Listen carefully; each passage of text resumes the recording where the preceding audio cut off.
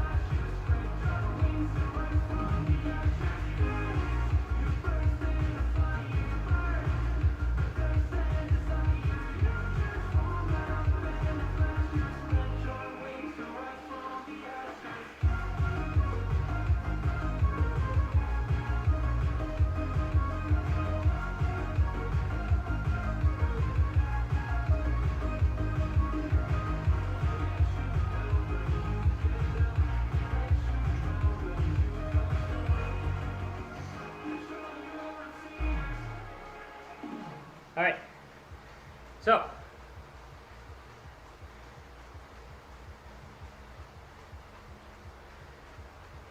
what do we got going on tonight? As I said yesterday, we've had so many good conversations and questions throughout all the live streams of the workouts on the Wednesdays and then the, Friday race.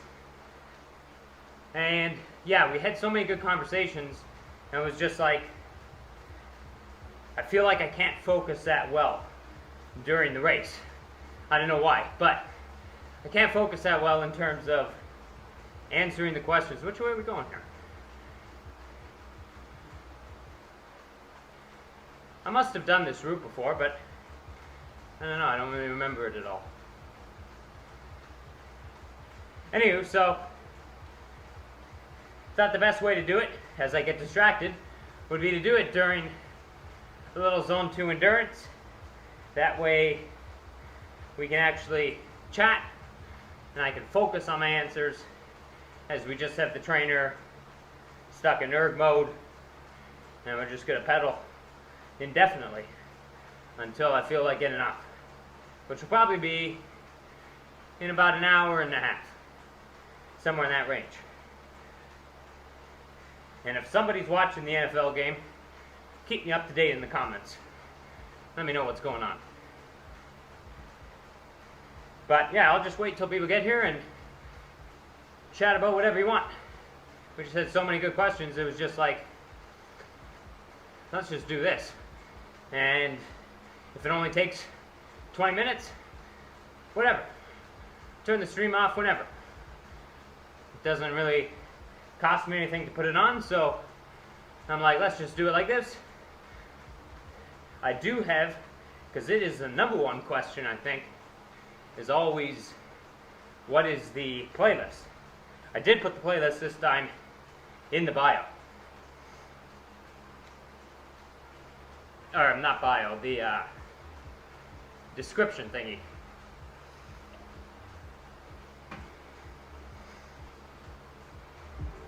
And let me know throughout if you want music on, want music off, or if it's just annoying or something, because we are doing no copyright stuff, and so sometimes it gets a little aggravating. Like, what is this? They all sound the same.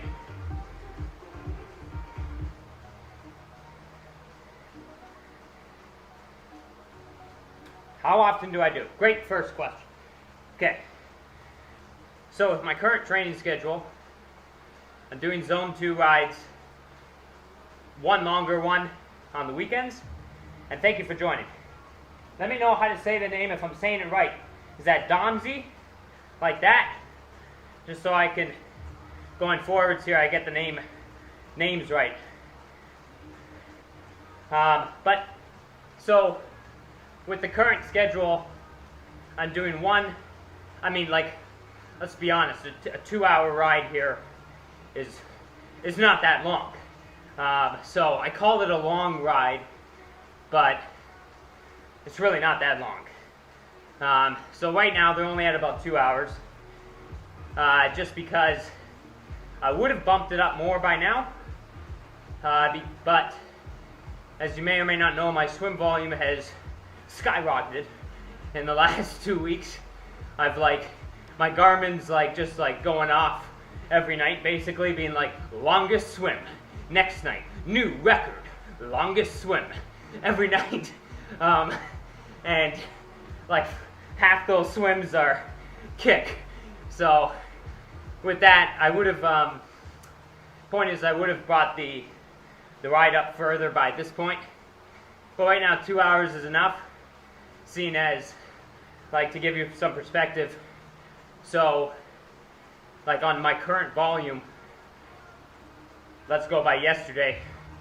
Yesterday is, because you guys saw yesterday I did a 1 hour run before that race, Zone 2, so around 4 minutes per K, and then got on the bike for the Zwift race. I was an hour and a half, so you're at 2.5 hours, and then had a 2 hour long swim, so you're at 4.5 hours, and then did 45 minutes of strength training, so you're at 5 hours 15.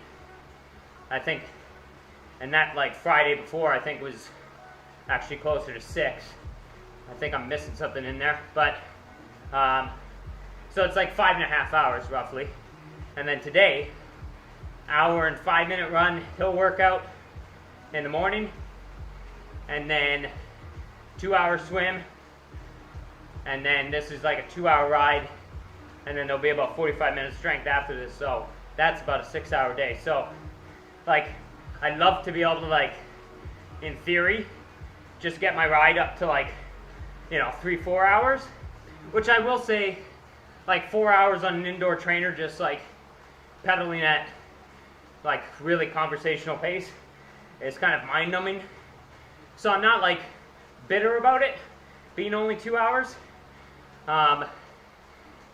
Also, I just should mention, as I'm watching the time here, if I'm going way too in depth on an answer, just stop me, because I've been well known to just talk non-stop.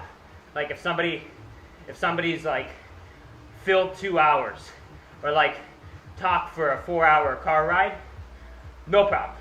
I'll talk 4 hours straight. We'll talk about everything you want, but I will go for 4 hours straight. So let me know if it's too much. But anywho, so yeah, in theory I'd love to be able to get it up, but with the swim right now it's not really possible. So to your question, how many? There's the one here on Saturdays. It's around 2 hours, and then on what day is that? Thursday. There's another one, and that is only about an hour. That's more just like active recovery ride, so I'll usually actually just like build to zone 2. So it's like a very, very easy ride. But how I get around that, maybe here's a good way of answering the question. So bike volume's not that large, right? It's like, what, 9-10 hours a week, something in that range? Andy Starkowitz is coming up on me here. I love to just smash it right now, but we won't. We'll let him pass. Whatever. Any case, to get around the fact that the volume's not massive, I think a shortcut to building good endurance is sweet spot workouts. Does the same thing in, half the time. Yes, that's correct. So, at the moment, I've gone on this little threshold rampage because I felt like in the fall, like I had so much like long tempo sessions that I was like, I feel like we're in a really good position right now to bump this FTP up a little bit. So there's been quite a threshold focus. Because I feel like certain things like the Alp, for example, that time is for the taking. Just because I feel like I banked so much good zone 3 endurance that now I can really like build on it really nicely. But yeah, the shortcut, as you already got to what I was saying. Shortcut is like sweet spot, and you can get the same kind of stimulus in half the time, in my opinion. As I said, like on an indoor trainer, to just like sit here for 4 hours, I don't know about you, but that sounds brutal. So yeah, I'd rather make them good quality and kind of bang for buck is what I'm going for. What's that say? Va rent? Huh? Sorry, I can't read that from here. Let me see in a bigger screen.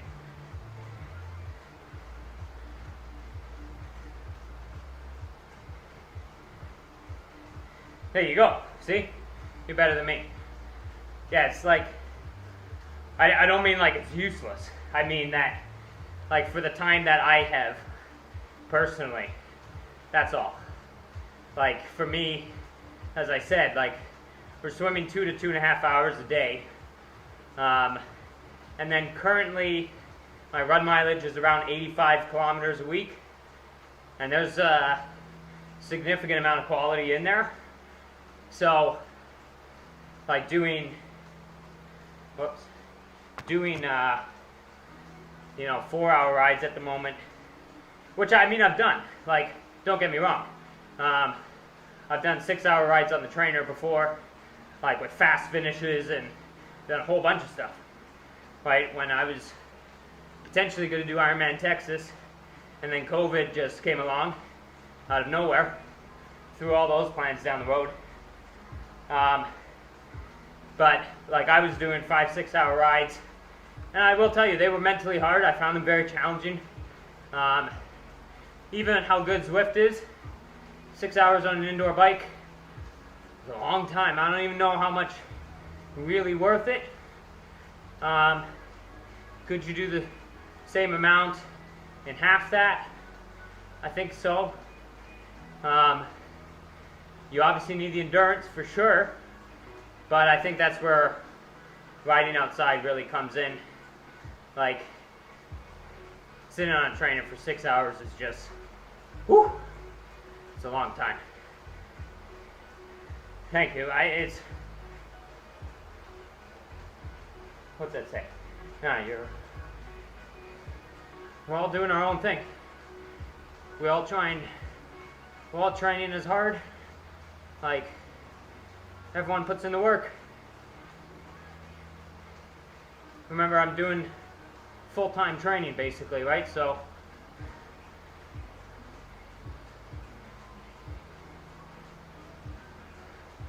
I'm not doing a 9 to 5 and then coming home and banging out a threshold set. So it's different. It's hard. I'm not saying it's easier. It's hard. But we're all putting in the work. That's all that matters.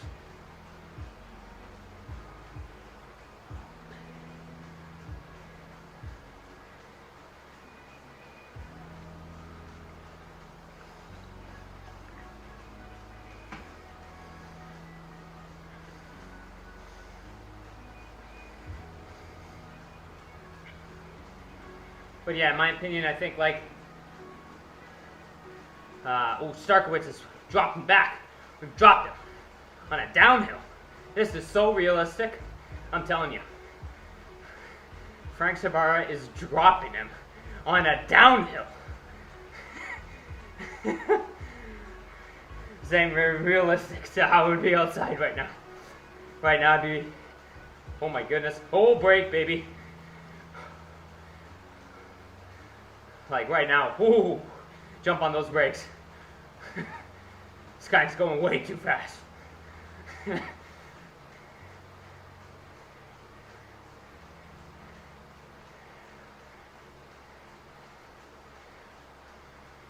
And there's dinosaurs around here. I don't even know. I actually don't understand this section. Why are there dinosaurs? It's kind of odd.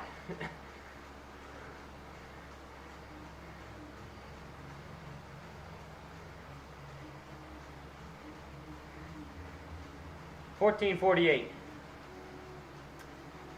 That was in the middle of. I think I could probably have gone faster a couple of years ago. And I was planning on it, but then the weather just. I didn't really think of it really intelligently. I was kind of like building and building and building, and being like, wow, I'm just gonna absolutely smash my 5K time. I'm popping off kilometers at like 250 pace, and like. Pretty comfortably. This is in 2020. And I'm like, whoo, come December, we are gonna just whip a fast 5K. And here I'm just like, some stupid reason, not really thinking like, 5K in December in Canada. That might be an interesting one. And yeah, so it started snowing and I was like, I'm not just gonna flog myself out here and run, some whatever time for nothing, like a time trial.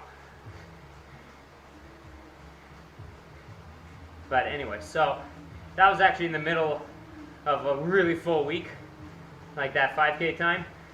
No taper. The Monday before, so I think the race was on Saturday.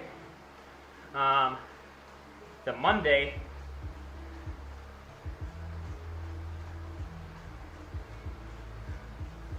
How does it work?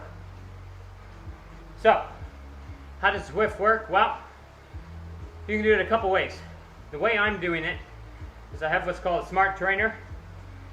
And so, the smart trainer is able to give you a power, which is what you see in the top left corner.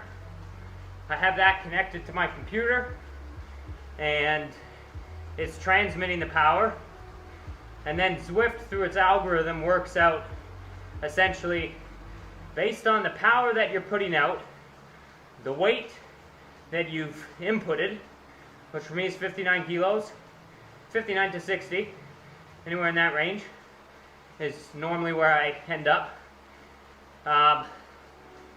Based on your weight and based on your height, how fast is your person going to move at that power? And so right now I'm not really showing the full thing of it in that, see how that blue line on the bottom is like dead flat? That's because I have the trainer in what's called Erg Mode. And Erg Mode basically is where I've told the trainer, I want you to give me 210 watts of resistance. And so it's just going to keep me there for as long as I want. I can tell it whatever power. Right now, 210. Zone 2. Very easy zone 2. But the full way would be is what you have. You put the trainer in something called sim mode, simulation mode, where it will mimic the roads or the ups and downs on the road. So right now we're at 0%. Now we're at 1%. We're going to be at 2, probably 3. I think it stays at 2 here. But 3. I was right the first time. If I didn't have the trainer in erg mode and I had it in sim mode, I would feel 3% gradient. So what that means is it would increase the resistance on the trainer, and so I would have to either pedal harder, you know, or, you know, the cadence would slow down to keep the same power, or I would just, normally, for me, when it goes up, is when it's go time. There's one that road tilts up. So like coming up around this corner, there's a big hill. This would normally be time to focus and time to unleash everything I got. This is about a 2-minute long climb, 1.5 minutes to 2 minutes. But anyways, that's how it works. You could do, as I said, that's my way of doing it. You could also just have a power meter on your bike, transmitting the power that you see in the top left there. Or, if you don't have a power meter and you don't have a smart trainer, no worries, no problem. If you don't have a smart trainer and you don't have a power meter, the budget way of doing it is you use just a standard set of like rollers, or like a standard trainer, a quote-unquote dumb trainer, one that doesn't give you extra resistance. So like one of those wheel-on trainers, the classic ones from, you know, 10 years ago. And if you have a speed sensor, Zwift, through some fancy algorithm, can basically translate the speed of your wheel into what they call Z power, or virtual power. So it's kind of an estimate. I will say it's something that's a bit of a point of controversy, because for accurate virtual power, it really is important that you've set up everything properly. And what that means is you have the right amount of tension on the trainer, like the wheel on the roller, the right tension on that. And so, like, you know, when you bring the roller closer, once you hit the wheel, I'm getting a little complicated here, but once you hit the wheel, it's like a turn and a half. So you have good tension, and that you have the right tire pressure. So it is quite dependent on a number of factors, or else it's inaccurate, right? So for example, it's calculating power. If you're doing it this way, it's calculating power based on the speed of your rear wheel. So if you don't have your wheel really attached to the roller at all, you know, so there's no resistance on it, if you start pedaling, depending on your gearing, you can get that wheel up to, you know, like 70, 80, 90 kilometers an hour.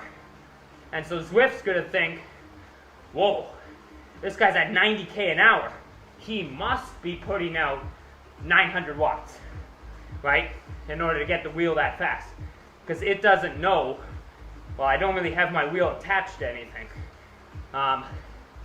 So it's, as I said, it's a bit of a point of controversy because it is very dependent on how you set it up. However, it is an excellent option. My dad, for example, uses Z-Power because his bike doesn't have a power meter on it. And so I'm not like biased against Z-Power people. I think it's a wonderful way for them to experience Zwift.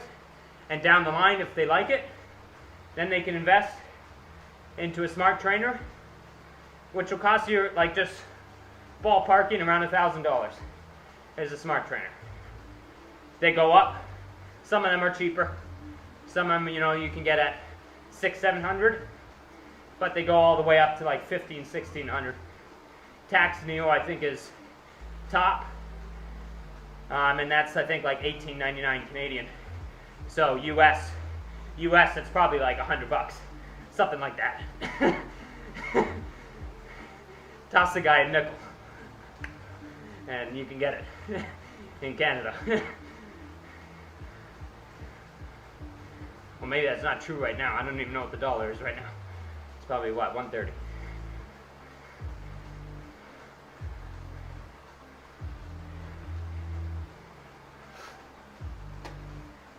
But yeah, it's really like once you have it in sim mode, where I would feel the hill that I'm on.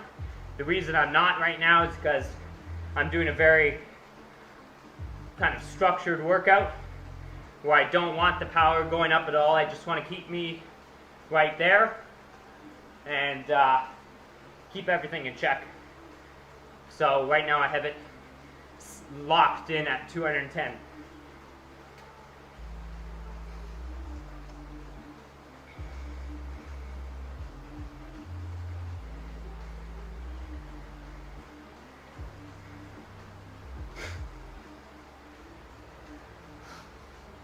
The actual membership to Zwift, I believe, is, correct me if I'm wrong in the comments, I think it's $18.99 per month.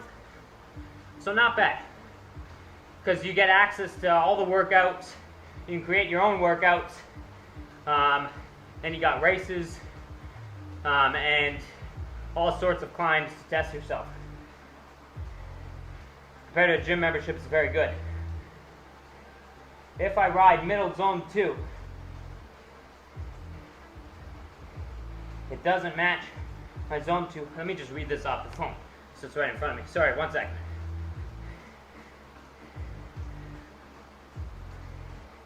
If I ride my middle zone 2,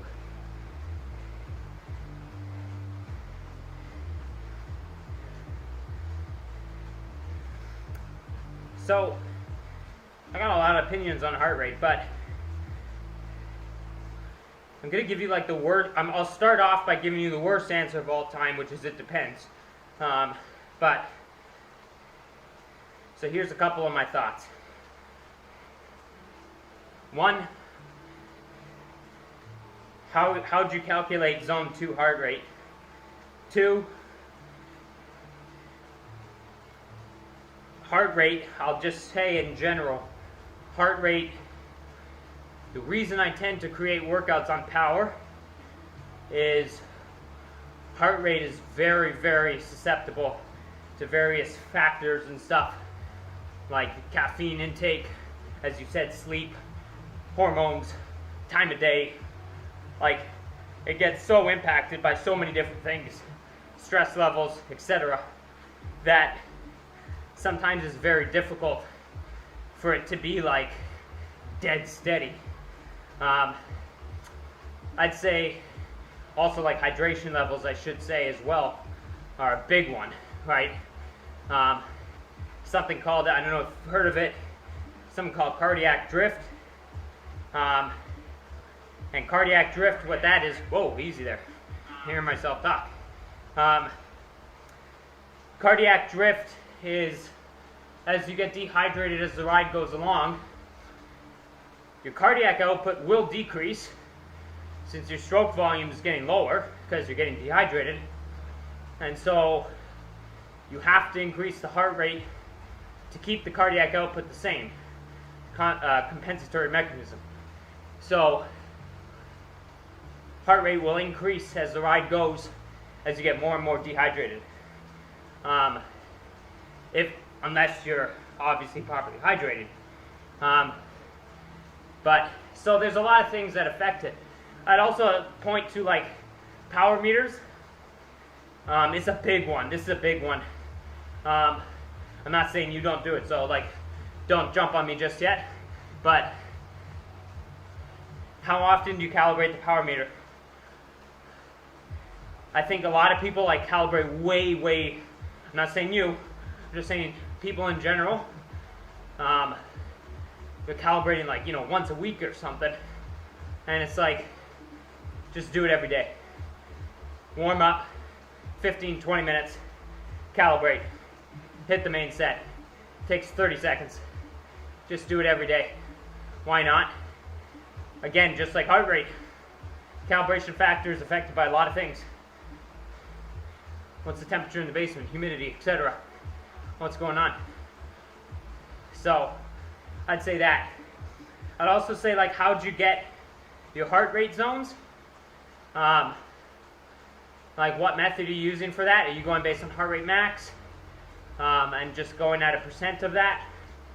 And then how'd you get to heart rate max? A lot of different ways to do so. But,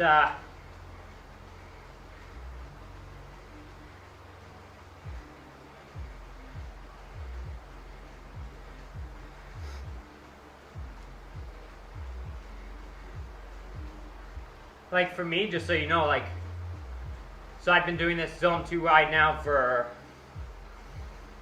a month, something like that. And every single time I've averaged around 135. Now I'm talking this time, so I'm anticipating it might be a little higher. What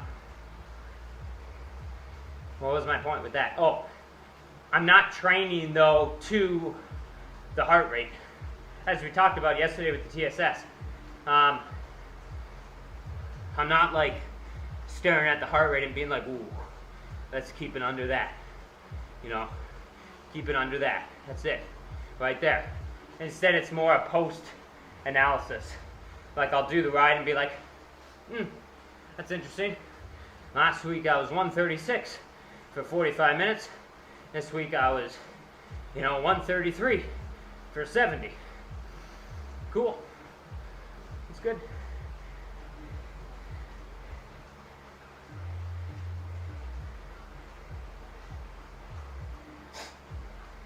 Calculated ones since 2 weeks.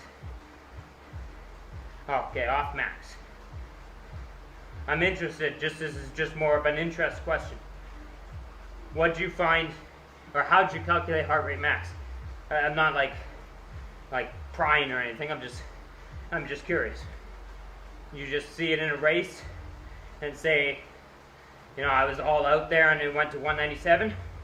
Would you do a ramp test? Did you do a 4-minute power test? I'm just curious.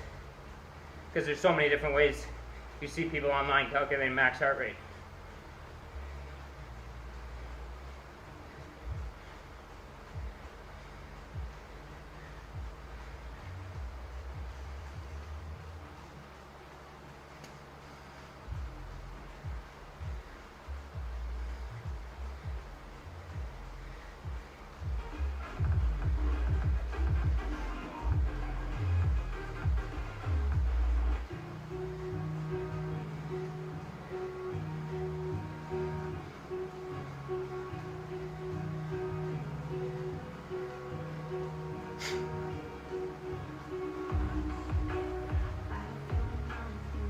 This stream is 4 seconds behind.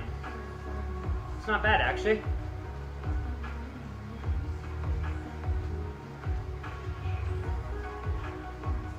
Sometimes I've seen it a lot worse.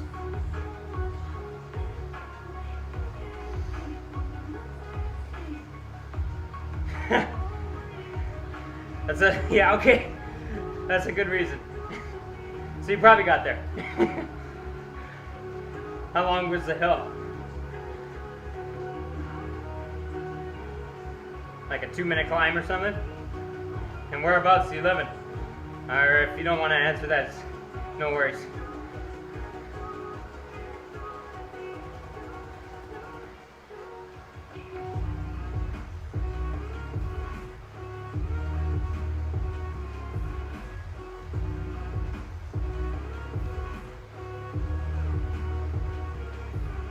I didn't mean to laugh at feeling really ill. The method sounds quite reasonable. That's what I was chuckling at. Yeah, that'd be a good reason. 6%, up 300 meters, 12%. Whew, that's steep. That's real steep. 12%, like jumping. So little ring.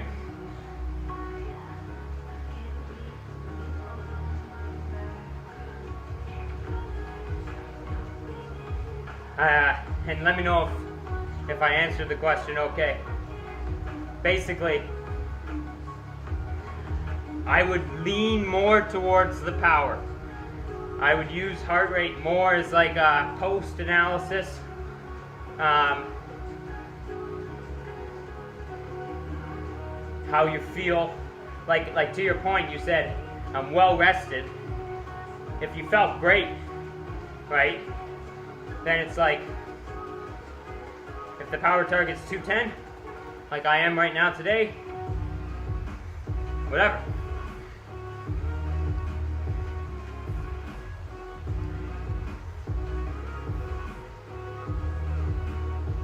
Also, I'll just mention, for a FTP test, you do that outside or inside? And then where is the zone 2 coming? Is that outside or inside, or are they the same? And what type of FTP test? Again, just curiosity. 20-minute test, something like that. Ramp test, 2x8.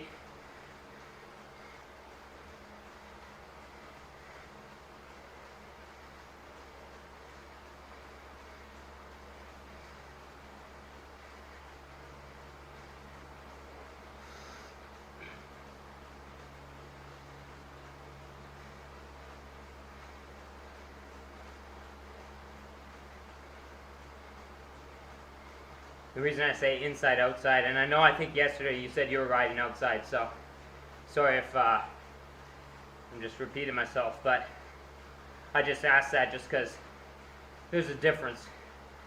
Heart rate inside, outside. For me, for example, outside, my heart rate will be like 20 beats a minute higher. And that's mostly because I'm like this the whole time. Oh my God, as cars just brush my shoulder.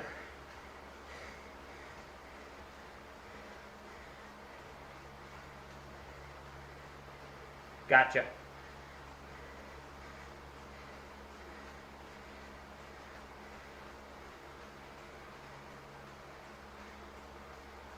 Oh, we're going up the volcano too? Holy smokes.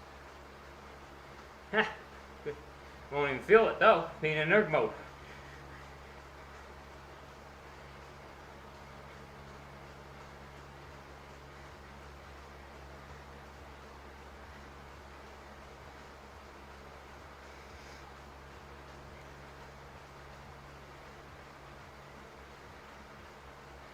Also, I will say, like sometimes the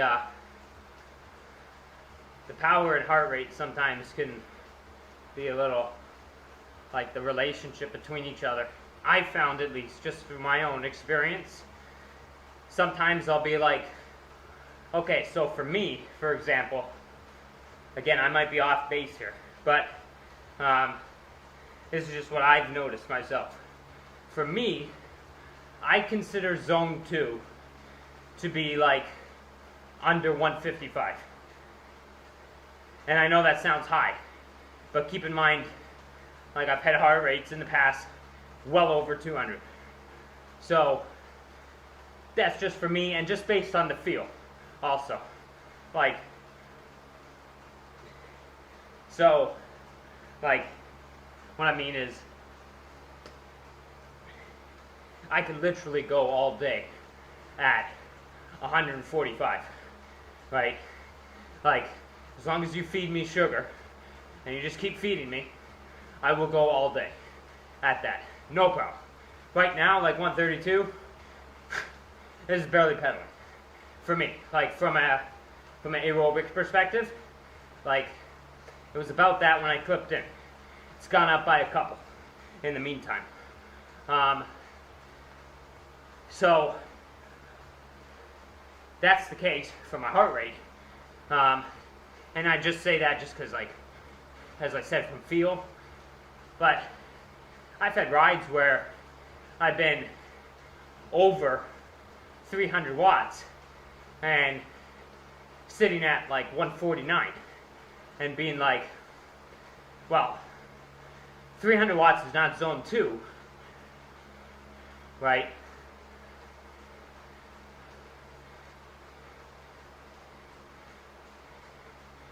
It's higher than that. It's zone 3 at least.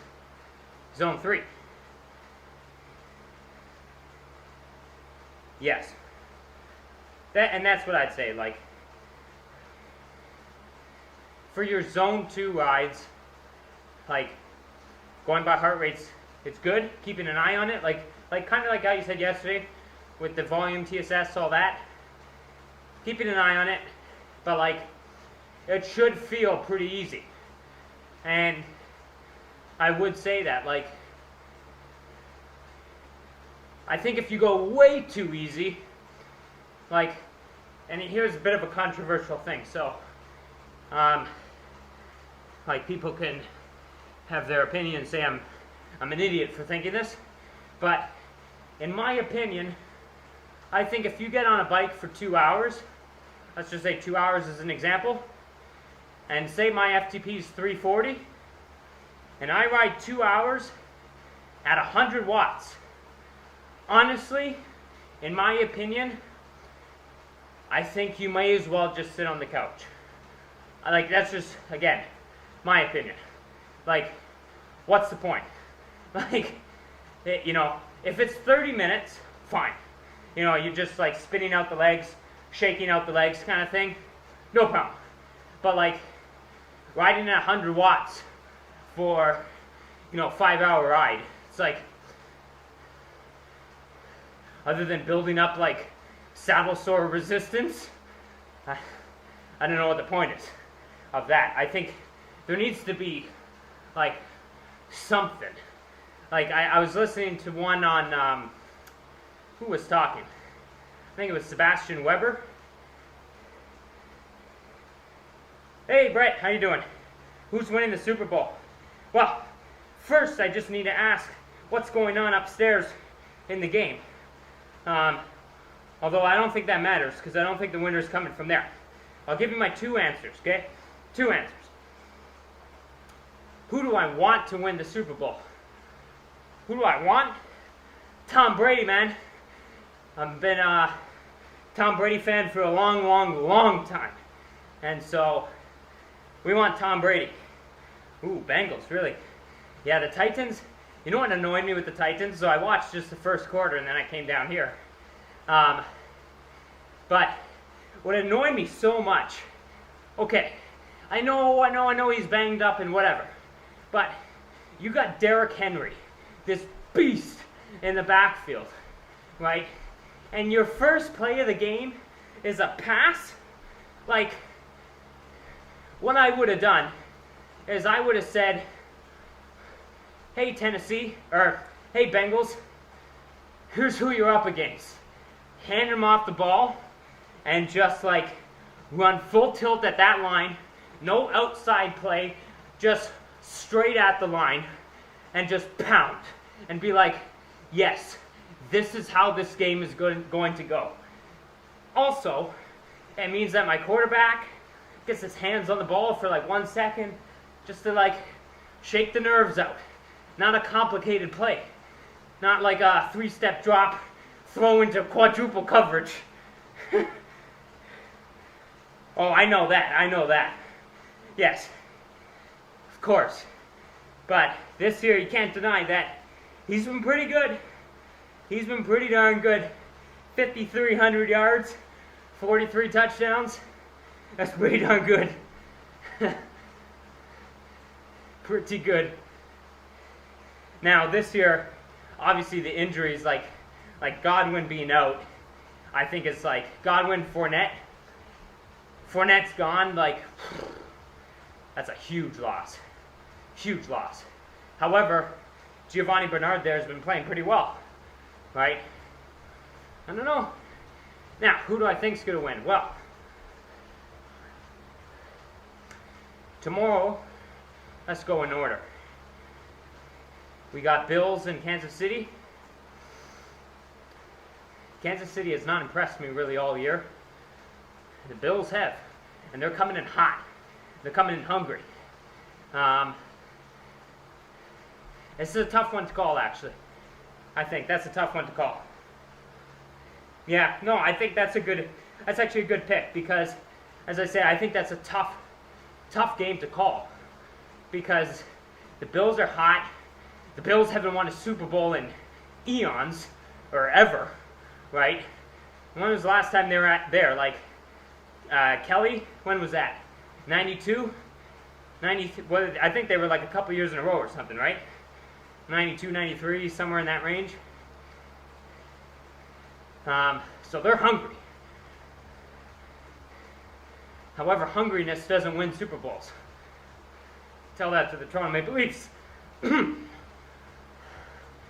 Doesn't matter how long it's been since you last won.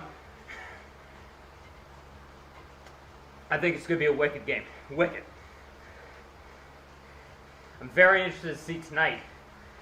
Initially, this morning, I was kind of thinking Green Bay will take it like 35-17. I thought they would struggle. Like, it's apparently like, what is it, minus 12 at the moment. But as the day's gone on, now I'm thinking it might be like a pretty close game potentially. But to be honest, Aaron Rodgers has bugged me all year. Just getting on my nerves. Various things he's saying and doing. I don't even like his long hair. It's annoying me.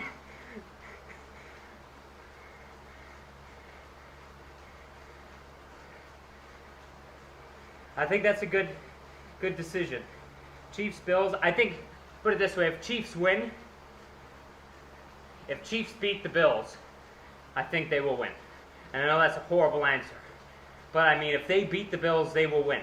I think if the Bills win, and they go against Green Bay or something, I see Green Bay win that match. That's just my opinion.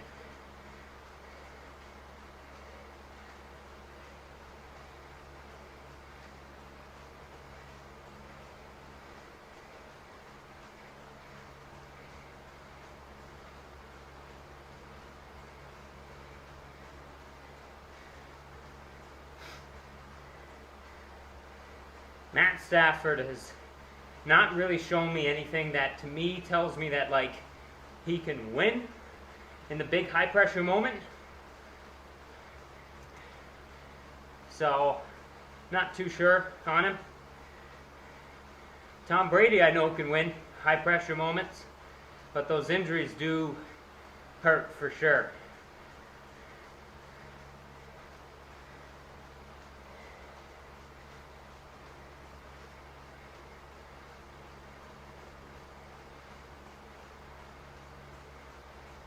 Who are you picking for Pack and 49ers, Brett?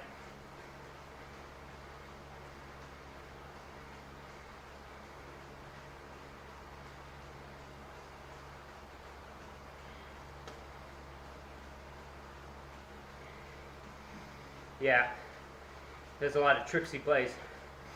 All those little options and stuff like that. I don't know which way they're going half the time.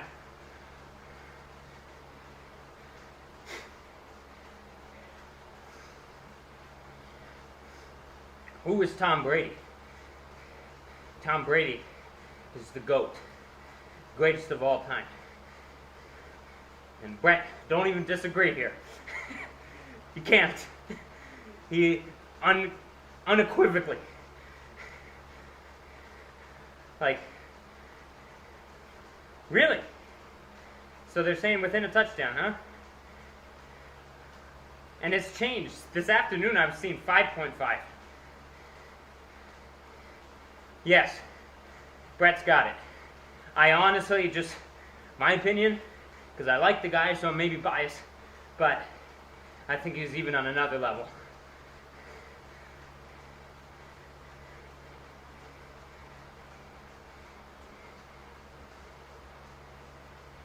And I just say that because to do it with so many different teams, it's so hard comparing sports, right? But, well, it's not hard, it's impossible.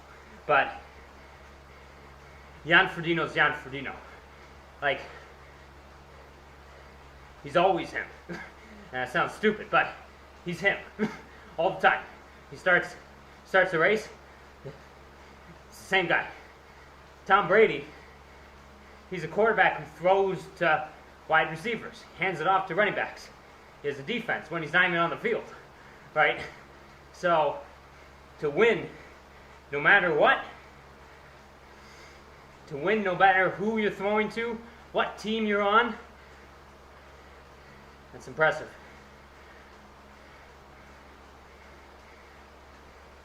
And let's not forget, he came back from a devastating knee injury. Ends most people's careers.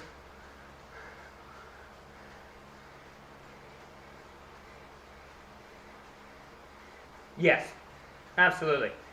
Also, another of the greatest of all time. For sure. Absolutely. It is amazing, actually, now that you mention him. Like, yes. Exactly. I think Cavendish tied Merckx this year, didn't he? Or did he go one up on him? He went one up on him, didn't he?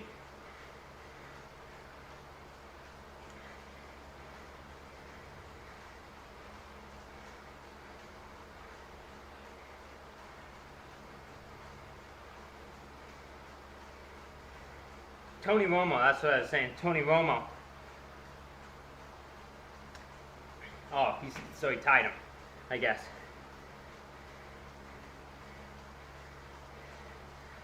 I thought there was something with stage wins this year or last year. I don't know.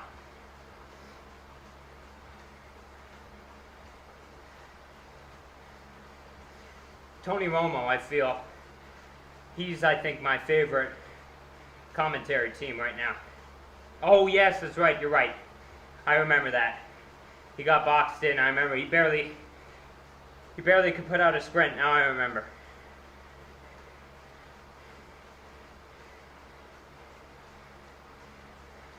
It's true.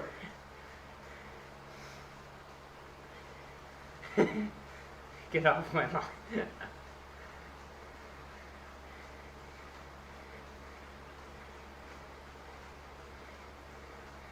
Yeah, you'll probably also say, like, and the Tour de France back in my day, I tell you, these guys have it so easy now. They got it so easy.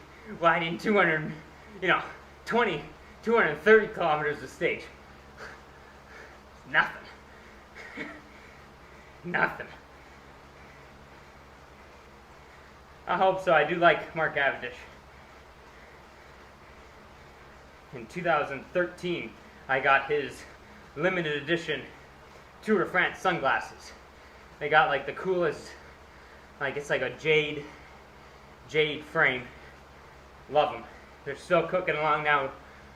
What is that? 8-9 years later. Love them. Oakley radar lock. Those are my faves.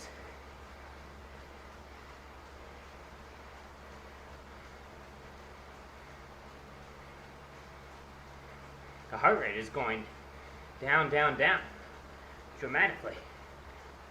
This has been a lot of fun, guys. Thank you for joining. I didn't even notice I was pedaling this whole time. This is beautiful. As I said at the beginning of this stream, it's a sizable day. And actually it's a sizable couple of days. To be honest, even I know, this is way too much. This is way too much. My form score was like minus 74. Like, holy smokes. But, so, last week and stuff on this exact same ride, I was like, please be done. Like, just finish this off.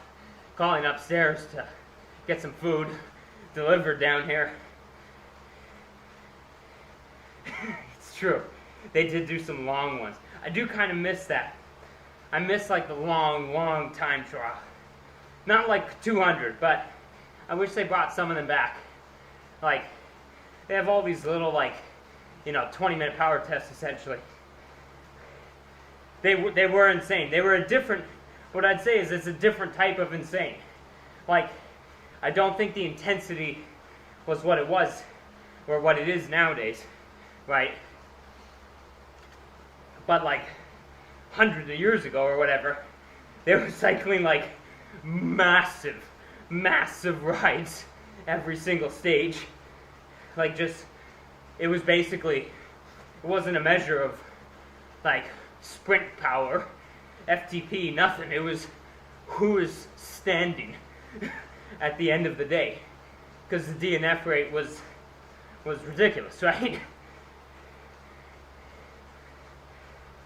So it was a different race, right? Hard, yes, but hard in a different way. Now you got Pogacar there, whose FTP is,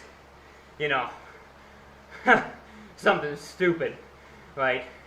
I think his functional threshold power is like 6.7. Like literally, when he did the what year is this? 2 years ago, the Parasaurs, I think is the name of it. I might have just butchered that pronunciation. French was not my jam, and I mean, I enjoyed the bingo that we used to play. That was fine, but the rest of it, I was like, what's the point? Not intending on doing this ever again. But anyways, on that stage he did some like just eye-watering numbers. Like numbers that honestly I looked at and I was like, I don't understand how that's physically possible. Like putting out 6.5 watts per kilo after like 40 minutes at 6, right? And you're like, how? And then like the last 10 minutes he's overset, and you're like, every number that he put out on that power file that's on Strava still, it's absolutely mind-bending. Which always makes me laugh too, because sometimes people will comment on my stuff and be like, you did 6.1 watts per kilo up the Alp for 34 minutes, you should be in the Tour de France. Obviously it's fake. And it's like, no. The Tour de France guys do that after 200 kilometers, after 2.5 weeks of riding with similar efforts in them. And they still do more. They still do more power. If you look up Nairo Quintana power file, or power from Ventoux, I think they only went like halfway up it. I think it was last year or year before. It was insane. It was like 6.8 watts per kilogram for the climb for a long time. Like he was at it for a long time. It was like a 40-minute effort, 35-40, somewhere in that range. 30 to 40, we'll call it. So similar to what the Alp would be. And his time would dismantle mine.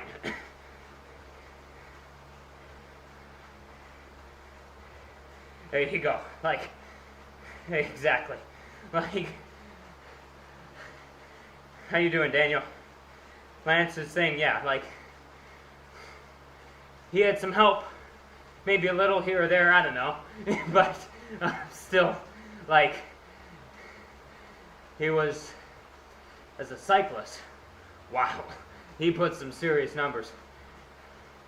What was the old thing? Alberto Contador on Instagram posted a picture of his power file from a 20-minute. I think it was, if I'm not wrong, 460, somewhere around there. And I think he was only like 63, 64, maybe 65 kilograms. It was a lot.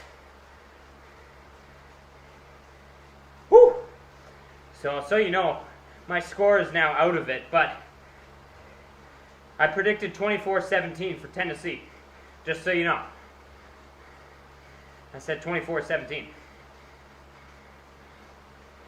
Where is this guy going?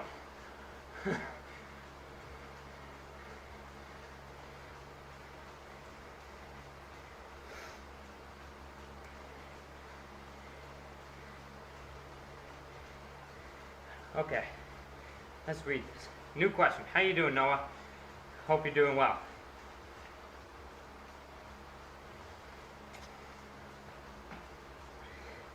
I was wondering,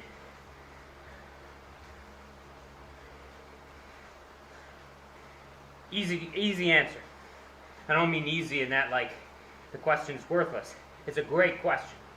Great question. Easy answer though is quality is king. Get fast. This is my big thing. Focus right now. If you're 18, focus on getting fast. That's all your main focus.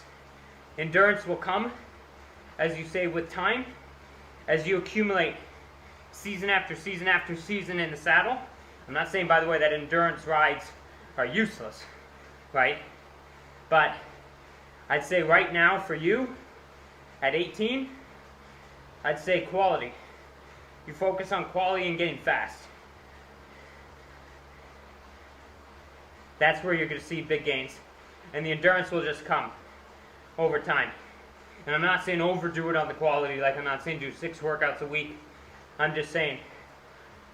So I think running's a really good window. Elite level running is a great window into like how to train. And then compare it to my style and see the difference in how wrong I was. And so here's my story. It's beautiful. If you're seeing big gains though, right? If you're seeing gains on the sweet spot and threshold, then it's like, keep doing it, right? Obviously you're gonna have to find eventually new ways to challenge the system. Like you're not gonna adapt or continue to adapt always. Like you're not gonna be like linear increasing. Sometimes you're gonna plateau off, change something up, right? Add in maybe a different type of workout, something that stresses something a little bit differently, force the body to adapt, keep seeing the gains. And if you're keeping seeing gains, don't worry about it. But yeah, for me, like, I went the opposite way. So, this is my story, I guess. And stop me if I go too long. But I watched this documentary, Spirit of the Marathon. Documented people's journeys to the Chicago Marathon. And I watched this thing, and I was kind of like, just blown away. It was kind of like, how in the world are people running 42.2 kilometers? And I had run before that, right? Like, I was running track and cross country in high school and in elementary school as early as you could. And I was a good runner. I won MVP for cross country grade 9, 10, 11, and 12. So I was good, but not great, right? I didn't train seriously. Like when I hear about the schedules other high school students did, us, we were like, you know, we had a French teacher coaching practice. Sometimes I coached practice. Like in grade 12, they're like, all right, Frank, take the team out for a run. I got a bank appointment to get to. And it's like, all right, guys, cool, let's do this. Let's run around the block. And yeah, that's the practice for the day. Call it a day. Hit the showers.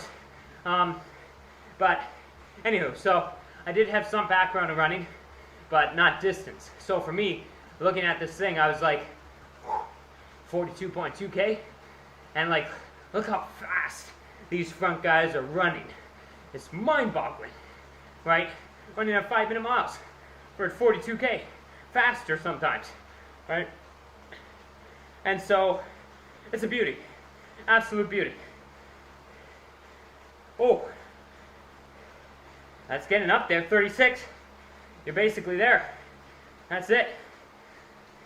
3 weeks, I'd say, I'm not going to tell you how to train, but I'd say you got it. Like, the endurance is built. Now just get to that line feeling good. I'm not saying shut it down for 3 weeks, but I think you're in a good spot at 36K long run. It is a good one though. And so yeah, I saw this. I was like, I think I just turned 17. And I'm like, you know what? We're gonna do a marathon. Let's do it. I had no idea what I was doing. I had no way of measuring distance. I just ran. I just ran for a long time. And made every mistake that you could. And I still remember the very first time I bonked. I remember exactly where I was. Atkinson and Arnold. Exactly there. And it was a wonderful experience, to be honest. Wonderful and brutal. But wonderful because it was like, I actually just pushed myself to the point that like, I need to sit down for a while. And it was like, it was cool. Like, it was like, wow, that's amazing. And I know that sounds stupid, but it's like, push to your limits, right? And it's pushing your limits in the wrong way, but it was just fascinating, right? Anyways, did a marathon, did another one, did another one, did another one. And then proceeded many injuries after that. Why? Too much mileage, not enough food, classic things. Eventually went to, got my master's, then we went back, and we went backwards, and went to cross country and track. Now, the reason I bring all this up, I did both. Neither one very successfully. I was, as I said, I was in this phase post November of 2013. I was in this phase where I couldn't run for like 6 weeks at a time. It was impossible. So it was just a constant carousel of various injuries, just one after another, all sorts of things. And so I did like first year at Mac, on our very first tempo run, like literally, our very first, I did the time trial for the team. I think I ran like 19 something for the 6K, got on the team, and so we're all good. I was already kind of battling a bit of a problem. I knew there was something there. We did an out and back tempo run on the rail trail, very first practice of the year, tore my hip flexor. Was out September, October, November, December, not a step taken, or a stride taken, sorry. So, it was many injuries. The reason I bring all this up is because, going back to your question, Noah, all the way back, and sorry to ramble on, I have a problem with that. Yes. Yes. Back to back to back to back to back to back to back to back to back to back, and then back again. I wasn't injured then, actually. It was a stupid decision to do one extra race on the season when I should not have raced again. And I got back way too quick, tried doing some interval workouts, and then everything began. But the reason I say this, and I bring all this up, is because yes, the injuries were unfortunate, sure, but I still don't think it was the right way to go about things, because at the time, I kind of thought like, all right, so here's the game plan. I'm going to run a marathon, right? And then year after year, I'm just going to chip away. I'm just going to cut a couple minutes off every time, maybe have some big chunks cut off here or there. Beautiful. And we're going to do that.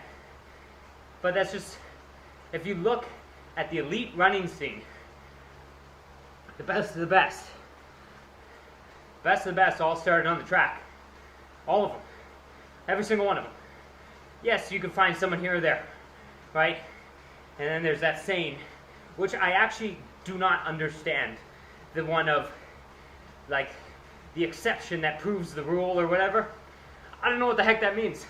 But anyways, you can find someone who went straight to the marathon and had a very successful career. But you look at the best runners in the world, they started on the track. They got fast. They got really fast. They boosted that VO2 max to just ridiculous levels, got their leg speed, their economy, running efficiency, everything, put it up as high as they could possibly put it. And then if you look at them, you watch Eliud Kipchoge run a marathon, the man looks like he's on a jog. Like, he looks like he's jogging. And he basically is. And I know he's not. He's just able to hold very high percents of his max for a long time, right? And there's a part of that, he just has that, poker face. If you put that pain face on, eventually your brain starts to believe you and says, uh-oh, we're in pain. So he kind of tricks himself sometimes, right? As what most people should. Just make it look like nothing. And eventually your brain thinks, yes, this is nothing. But, yeah, you look at the guys, the top guys in the world, it's because they're used to running so fast. Track running in the Olympics and whatnot. Kennedy Bekele, name what, like, put his 10K time in the comments. Something stupid, right? So for him, running 3-minute kilometers, running 2:55, it's nothing. This is tempo. Like, it's absolutely nothing. So for you, I think that was a 20-minute answer. But I'd say I've done worse. I'd say focus on speed. If you're improving, as you say, like you said, keep it going. Just focus on that little improvements, get them fast. And the more time you accumulate over year after year after year in the saddle, the endurance is just going to come along. No problem. Now, why can't you last over 4 hours outside? Could be a number of things. Could be nutrition, right? Why can't you go over 4? I don't know. What are you feeling? Like, you gonna like just bonk? Like, are you feeling low on energy? Or your legs just like absolutely smashed? In that case, I'd say it's probably too hard.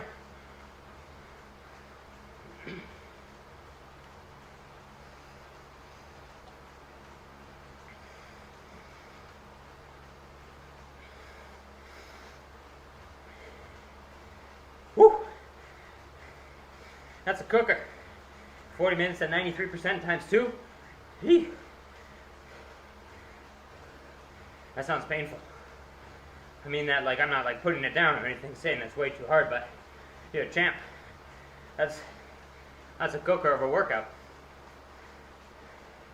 What is that? That's an hour and 40 minutes cooking along. I mean, if you can do that, I'd say your endurance is pretty darn good. And I wouldn't worry too much.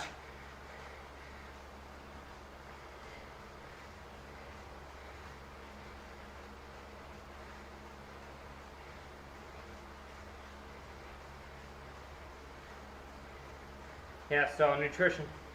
Nutrition's a common one, right? I'd say like, yeah, Brett's got it. Like, the low carb approach, I'm not saying you're doing that, because I don't know what you're doing, but in general, I'm just going to say, and I might lose followers, I don't care, but keto diet makes no sense. In the literature, in research, it is yet to be proven to do anything good for endurance performance. And I mean for performance. Endurance performance does nothing. I know there are guys out there naming names out, down under. But we'll say like, oh, it's the way to go. What I'd say back to that is, do you know how good you'd be if you put some sugar in you? Whew! You'd be cooking.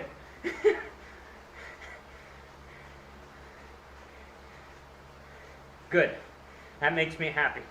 That makes me very happy. Yes, absolutely it does. Absolutely. It's like what we talked about before. The Tour de France there. It's, Brett's got it. I mean, no, Brett, just so you know, he did a, Everest, not virtual Everest, he did a real life Everest in, Brett, correct me if I'm wrong, you're in Manitoba? Where, I believe, the amount of hills is not that much. And he still did one because he just had this one little one and went up and down and up and down and up and down. I'd be dizzy. Saskatchewan, there you go. I mean, it's still flat. So, that must have been an insane amount of laps. 245, there you go. Like, that's impressive. Right? Like, doing, I'm not saying it's not impressive, but doing, for what I'm about to say, doing 8.5 reps of Zwift, alright, it's fine, but 245 laps is a lot. Just mentally, whew, go up and down and up and down. That's a lot. But yeah, he's got it bang on, and he's the guy to talk to for the long, long stuff. It's, you just got to keep, I think most people in general are just, they're not taking enough, right? They think what they're taking is good, not enough, right? Like 60 to 100 is like the common quoted thing, but even that, like I think there are people out there who aren't even getting 60. I can tell you in the swim group I'm in, some of these kids, they're doing 7,700 meter swims on like a single bottle of normal Gatorade. Like, not normal Gatorade, like, or not Gatorade, you know, pounding with, you know, concentrating like to the max. There you go. Thank you, Brett. But yeah, so you put the numbers on that. Those little bottles are what? 35 grams sugar over a 2.5 hour swim? That's insane. So, sugar, sugar, sugar. Now, there's a lot of stuff you'll see like on fasted training and stuff like that. In my opinion, doing fasted, and this is just my opinion, how much better is fasted training going to get you? I think we're talking small percentages, right? I believe Sebastian Weber even said the same thing. I think I was listening to sometime last year. Like, he's the guy that runs Inside, or yeah, that's how you say it. The thing, like, measure all your zones, like VLA max and all that stuff. Get all your training intensities, you know, see what you're burning, all this stuff. Fasted training's getting you like small amounts. It ain't gonna make you a superstar. What's going to make you a superstar is what you're doing. It's getting fast, getting real fast. And how do you go fast? The only way to go fast, and this is like science, this I do know. The other stuff I'm saying, like, don't quote me. This I do know. If you want to go fast, you need to burn carbohydrate. Plain and simple. You cannot go on a high intensity training session on avocados. It does not work. you will not perform. Sugar is the backbone of high intensity training. Plain and simple. Without it, you cannot train hard. Period. Also, without it, in my opinion, you cannot recover. You need sugar to replenish and recover.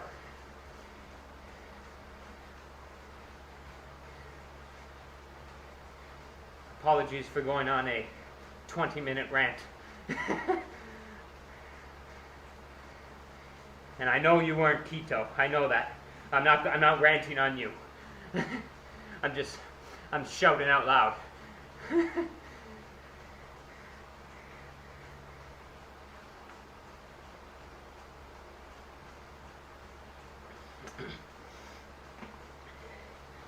10 pounds of oats. Whew. Man. Where do you get that? Go to like a stable? You got a hookup? That's a lot of oats.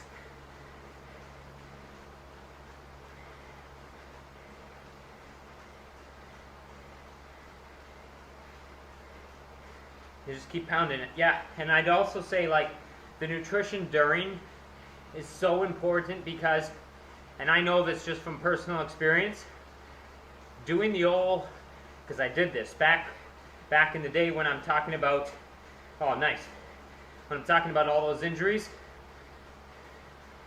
I used to back end the nutrition a bit. So what I mean is, there wouldn't be much going on during the day. Be at school, studying my butt off, running in the morning, running in the evening, being like, I don't want to eat right before that. And so I'd back end most of the nutrition. Meaning, I'm getting to the end of the day, and I am so glycogen depleted, and then I'm basically binge eating to try to replenish. Problem is, though, is that once glycogen is depleted, it takes a significant effort to bring it back, or to replenish, sorry. Over a long time, too.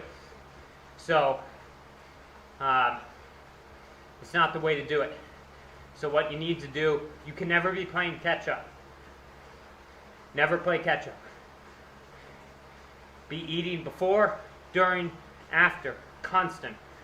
Absolutely constantly. Never ever get to the point that you're hungry. Just keep feeding the engine. Constantly.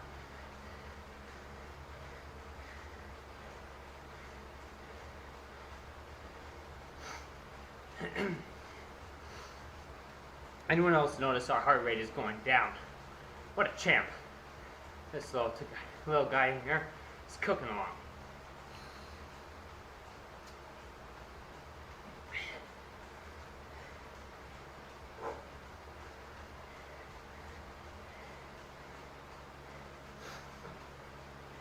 $16-16. 2-minute warning. Holy jumping. I predicted 24-17. If someone gets a touchdown, 23-16. I'm telling you, I got to start buying some lottery tickets. Beautiful. Yeah, and Sweet Spot takes like a lot, as you know, like, because it's just like a high work rate for a long time. So it burns a lot of energy. It's got a high work rate.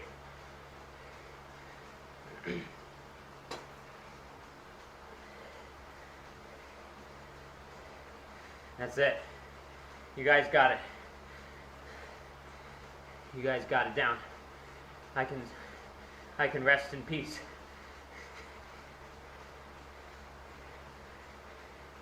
I coach right now, and this is going to be the season where it's time to make stuff happen. It's time to make stuff happen. because now we're 29. So we gotta make it happen now. Keep coaching though. In the meantime, but this is not to be dramatic. This is a big year, and I'm not putting it on in a negative way. I'm motivated. I mean, yeah, I could buy this whole island.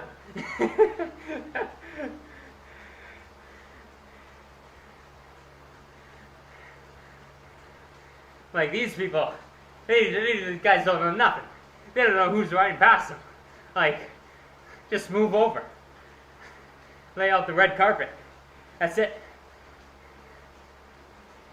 Well, we may as well finish this route. So we got 9.5K left. And then this has been awesome. I'm glad we did this. We'll do more often. It's been fun. I hope people have got something from me rambling for a long time.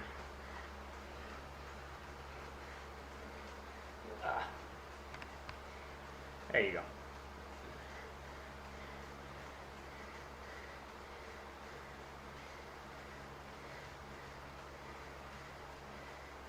Brown sugar. Wow. Getting fancy. Put some cinnamon in there. Some nutmeg. Woo!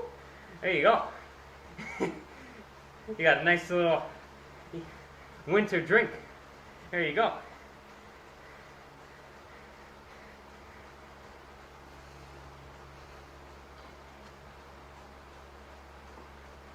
You're very welcome. I see that. Where's the ball? Tennessee 35. Tennessee's got the ball.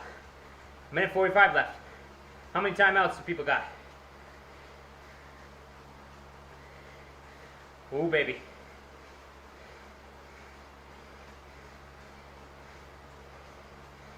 Even though, as you say, I don't see the winner of this game moving forward. Oh, beautiful. Lucky you. I'm very jealous. Good luck with the move.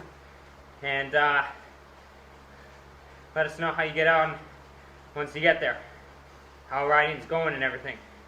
For sure. We've had just bitter cold the last. Honestly, this is one of the coldest winters we've had in, I think, a long time. We've had some pretty benign winters the last few years. And this year it seems to just be hitting pretty hard. Like last Saturday. Excellent. Congrats. Going into the real world. There you go. I'm just north of Toronto. Thornhill.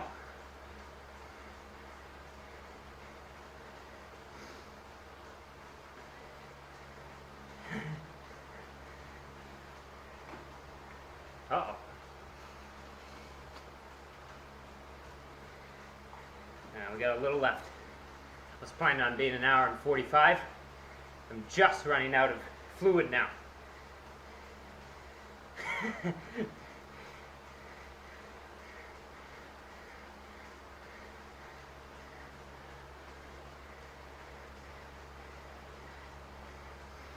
Very good. Well, there'll be some good riding weather if you ever go outside. Be nice. Here, our outdoor rides are, as I said, one, you got minimal months to comfortably do so. And two, when you're outside, or when I'm outside at least, I'm just, oh man, ooh, boy, ooh, ooh. Like you can smell what people have for breakfast as they come past you.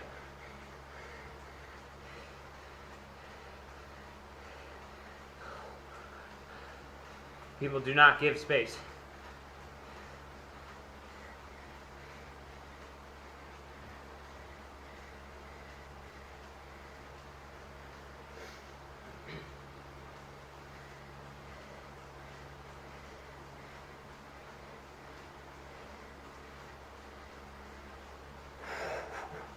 Minus 35. Oh boy. You're a warrior, Brett. You're a warrior. That is warrior status. There should be a badge on Strava for that. We just had one day like that last Saturday. Minus 33. I will say here we got the humidity, so it hits a little different, I hear, but for consistently minus 35, jump, that's cold. But here we get the humidity, so we don't get quite that cold. Minus 33 was last Saturday. Today I believe minus 20. Yesterday was down there as well, like minus 24, something like that. But we get that humidity, so it's a very different cold. Bone chilling is how I would say it. It's painful. It's physically painful.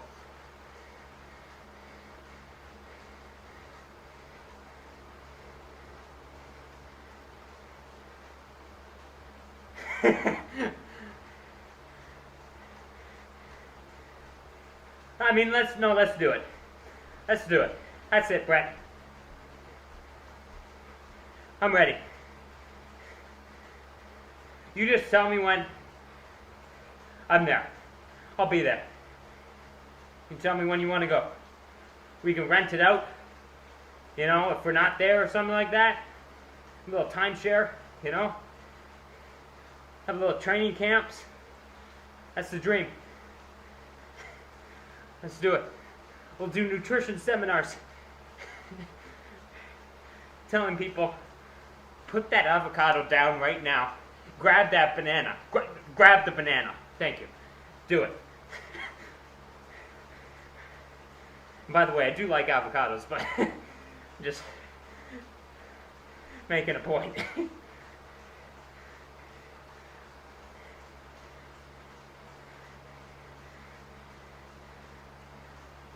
Very good. April and Austin. I don't know what the secret is on the drink. Dropping 3 beats. Maybe it's I get, I don't know, distracted, so the heart rate goes down. I don't know. Oh, I'd love to take a run at Mount Lemmon. I do think that is like a power guy climb, just from looking at it on Strava. And I know once you're in there in real life, it's very different. Always. Strava can only tell you so much.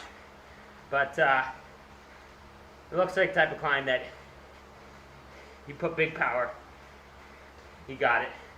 Watts per kilogram isn't as important. On a bike to get, right now, whatever one you can get. Not much in stock right now. But which do I like? Hold on 1 second. I hear some shouting upstairs. What's happening?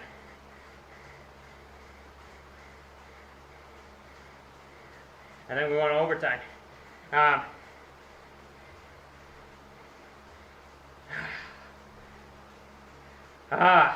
Holy smokes. Man, what a game. What do we got here? 4.9. I almost made it. Anywho. Whew. Road bike. I'll tell you the bikes of my dreams. Put it that way. And then I'll tell you some opinion things. Bikes of my dreams. Okay, here you go. Bianchi Specialissima. I love that bike. I love the color. I love the name. I love that it's Italian. I love everything about it. Buy it in a second, if I had the money. Bike number 2. I'm going to absolutely butcher the name. But the Willier Trestina, or whatever. Whew, beautiful bike. Absolutely love it. Their aero bike, that is. If that's the aero bike. Is it that one? Or is it like the Cento or something like that? Whatever their aero bike is from Willier. Love it. Stunning bike.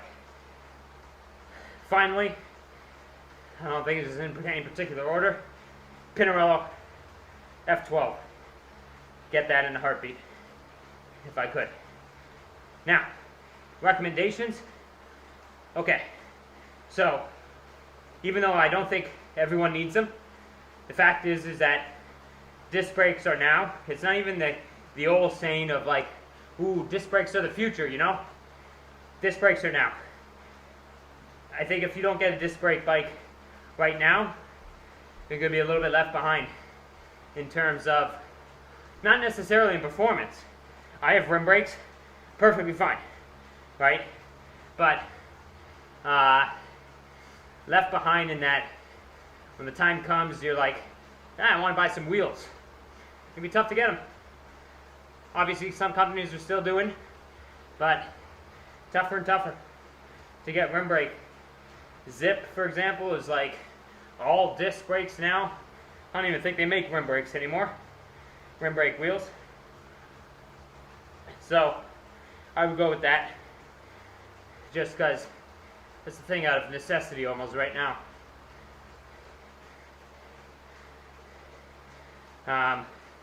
Other recommendations? So obviously depends on budget, but I will tell you, from having it, I love electronic gearing. I love it. It's a hassle when it doesn't work. Yes, of course it is. But, and like things when you replace them, it's expensive. When you got to replace an E-tap rear derailleur, but when you hit that button and it beautifully, perfectly, every single time, it's a wonderful feeling. So I'd say that's something that I would personally look for, just because I love them. I think they're worth it, in my opinion. As I say, I just charge up my batteries once in a while. E-tap's nice, because E-tap batteries are interchangeable. So, you know, if I run out in the front or the back, whatever, I can switch them up. There you go.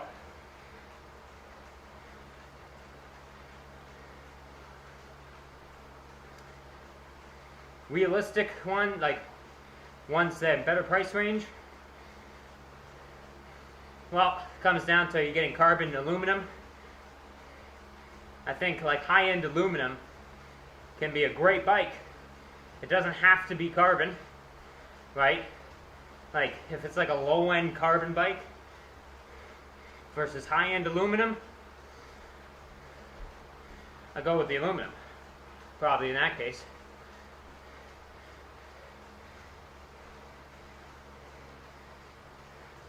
Absolutely. It's a beautiful bike. Trek Madone, always been. It's always been just so well, beautifully integrated. Everything on it, beautifully integrated. It's got those little flaps too.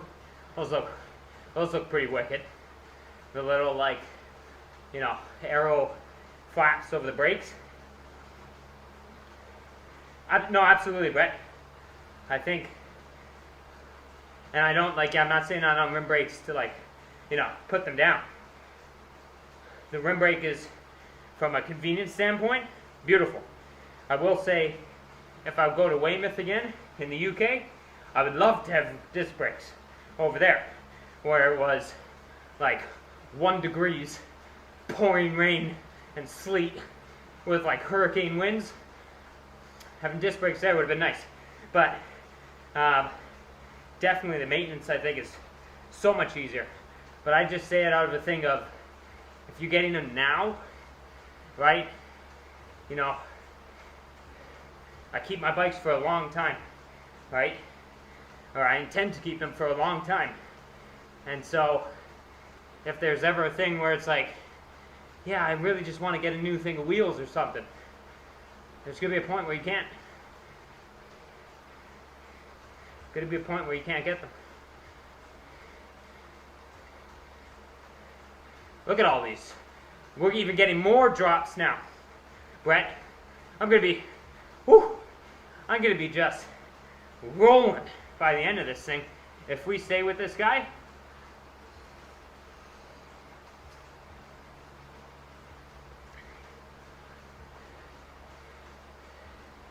Have we finished this route yet? I think it's at the thing over there. And then we're all done. Ooh, yeah. That's a beauty. That's a beauty. Definitely proven. Well proven. To your point, rim brake ain't that slow. It ain't slow. It's light, fast. I wonder if we'll ever hear what happened in Blumenfeld there in 70.3 Worlds with his wheel. Was it a flat? What happened? It seemed like it, or it sounded like it was something more.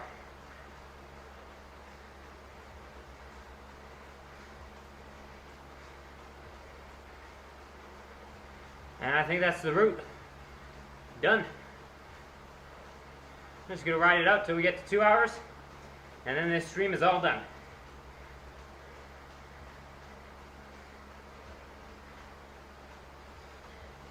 Look at all the comments we got. Beautiful. This was excellent, everyone.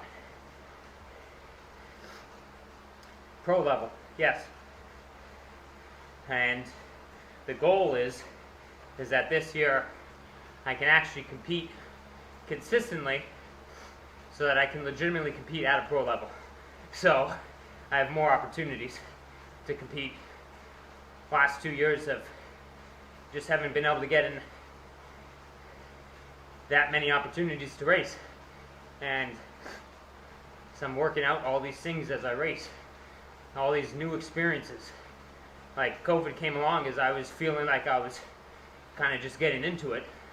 And then COVID came along. And so the hope is this year we can race.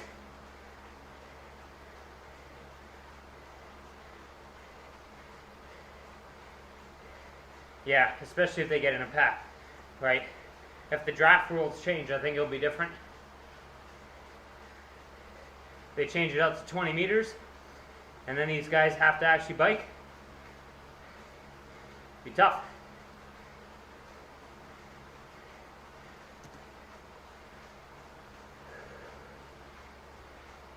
It's another Weiss. I wonder if that's Scotty Weiss's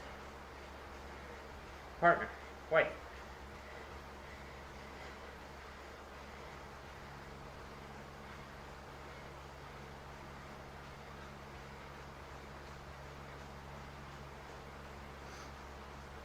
Two more minutes.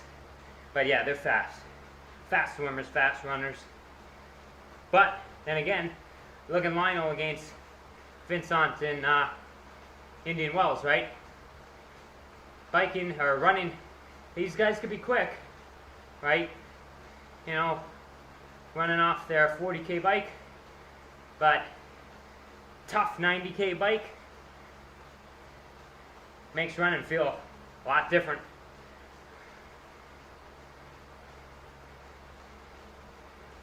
I'm interested to see, like, where's Alistair Brownlee nowadays? What's he doing?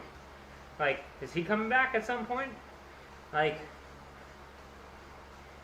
I haven't seen him since Daytona from 2020.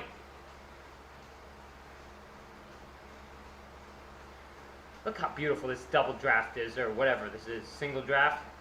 Guy's at 4.2. I'm just sitting here.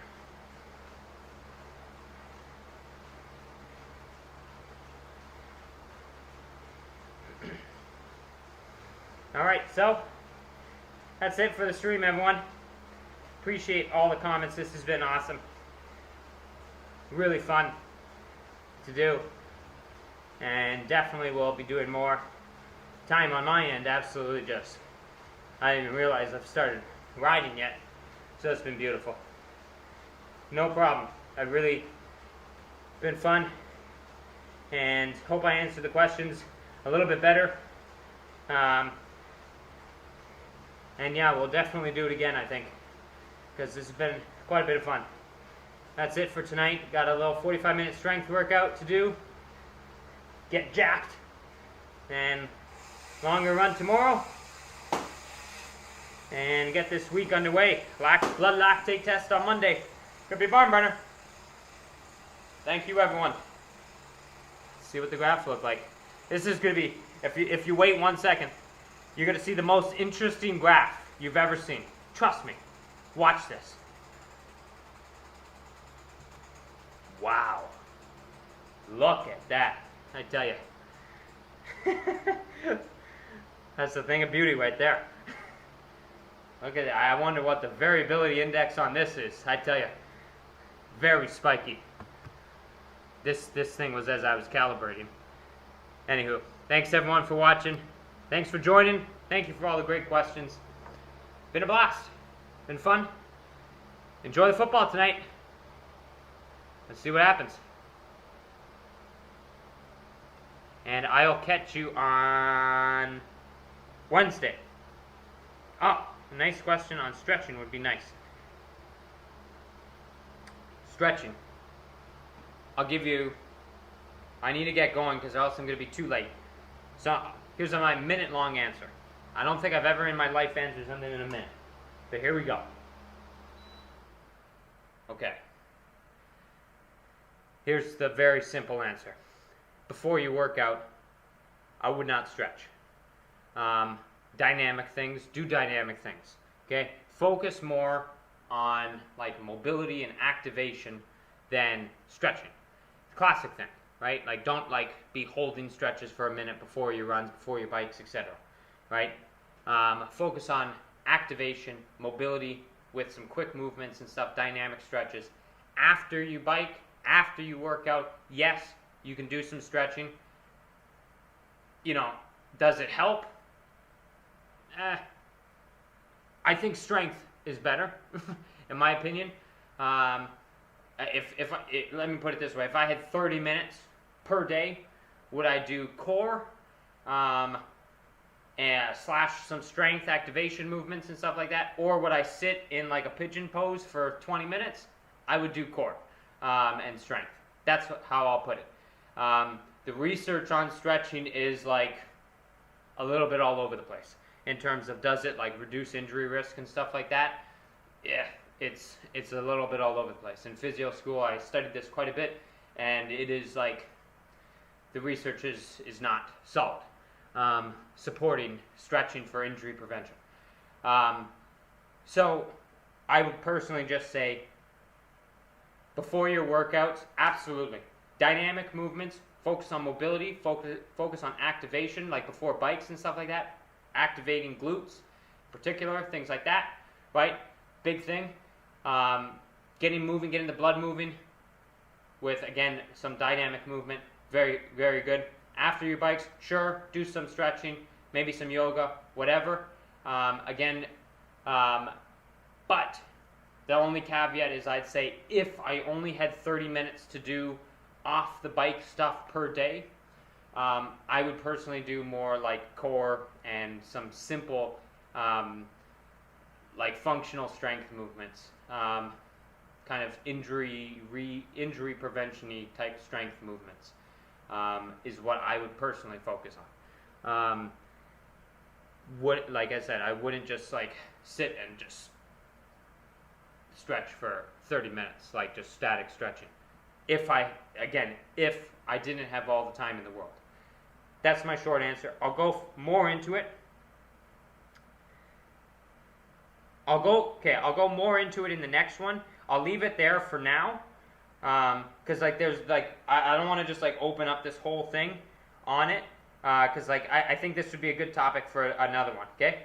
So we'll talk about it on Wednesday, or next Saturday when we do another one of these. If that's good with you. But yeah, so we'll talk about that more. That's my opinion just for now. And yeah, we'll talk more about it later, for sure. Never, to your question, just to go 2 seconds, never stretch to the point of, ouch, that hurts. Like, don't do that. So in terms of the question, like the range of movement, do not go to like, you know, like when people are doing that straight leg hamstring stretch and stuff like that, and like they're like, oh, my hamstring's in physical pain right now. It's like, okay, easy. Like, ease off a little bit. Don't go to the point that it's hurting. So that's what I'll go with for now. Don't stretch to the point of ouch, that really hurts. I am not that flexible, so why am I putting myself into that range? Like if I can't touch my toes, like why am I like on the floor, like just like reaching till Kingdom Come to touch again? Probably can't. Anywho, we'll talk more later. Thanks again for joining, and I'll catch you on Wednesday.